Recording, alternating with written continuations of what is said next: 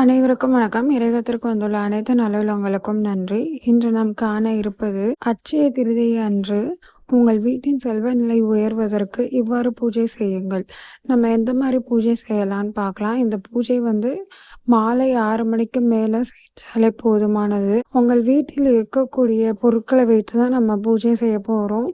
So உங்களுக்கு தேவையானது ஒரு வெள்ளை கலர் பூ, அதாவது மல்லிகை பூவாக இருந்தால் ரொம்பவுமே சிறப்பு. அப்படி எனக்கு மல்லிகைப்பூ கிடைக்கல, ரொம்ப விலை சொல்கிறாங்கன்னா சம்மங்கி பூ, அட்லீஸ்ட் சம்மங்கி பூ ஒயிட் கலரில் இருக்கும் இல்லையா, அதையாவது நீங்கள் வாங்கிக்கலாம். அப்படி இல்லாட்டி தாமரை பூ எடுத்துக்கொள்ளலாம். லக்ஷ்மிக்கு பிடித்த மலர்கள்.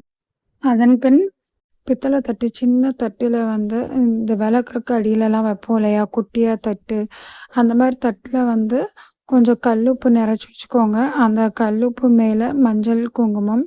அதன் பின் உங்கள் வீட்டில் இருக்கக்கூடிய ஒரு வெள்ளி காசோ இல்லை தங்க காசோ, இதெல்லாம் இல்லை அது ஆபரணமாக தான் என்கிட்ட இருக்குன்னா, உங்கள்கிட்ட என்ன இருக்கோ அதை மட்டும் நீங்கள் எடுத்து அதை கொஞ்சம் பசும்பால், அதாவது காய்ச்சாத பாலில், அது பாக்கெட் பால் எதுனாலும் ஓகே தான், அதில் கழுவி வச்சுட்டு ஒரு மஞ்சள் தண்ணியில், அதையும் மஞ்சள் தண்ணிலையும் மறுபடியும் கழுவி நீங்கள் அதை தொடச்சி நீட்டாக வச்சுருங்க காலையிலேயே. ஏன்னா சாயந்தரம் தான் நம்ம பூஜை பண்ண போகிறோம். கழுவி சுத்தம் பண்ணி வச்சுக்கோங்க. அது போக உங்கள் வீட்டில் இருக்கக்கூடிய ஒரு கொஞ்சம் சில்லறை காசும் பணமும், எவ்வளோ பணம் இருக்கோ, 200 தாள் தான் இருக்குது, 500 தாளாக இருக்குன்னா எவ்வளோ இருக்கோ அதை எடுத்து வச்சுக்கோங்க. இது போக சாமிக்கு படைக்க வேண்டிய ஒரு நெய்வேத்தியம், அதுவும் ஒரு வெள்ளை நிறத்தில் பால் பாயசமோ இல்லை கற்கண்டு பொங்கல் அல்லது பால் பால் மட்டும் என்னால் காய்ச்ச முடியும், அவ்வளோதான் என்னால் முடியும்னா ஓகே, அதையும் கூட நீங்கள் எடுத்து வச்சுக்கோங்க. அதில் 2 பச்சை கற்பூரம், லைட்டாக ஏலக்காய் தட்டி சர்க்கரையோ அல்லது ஜீனியோ போட்டு நீங்கள் கலந்து வச்சுக்கலாம் நெய்வேத்தியமாக பாலுக்கு. இந்த பொருட்களை எல்லாம் வைத்து நீங்கள் மனையில் லக்ஷ்மியையும் பெருமாளையும் எடுத்து வைத்து தனியாக மனையில் வைத்து கும்பிட்டாலும் சரி, அல்லது பூஜை ரூம்லேயே இந்த பொருட்களை எல்லாம் ஒரு பித்தளை தட்டுலேயோ இல்லை ஒரு துணி விரிப்புலையோ பரப்பி வச்சு நீங்கள் பூஜை செய்யலாம்.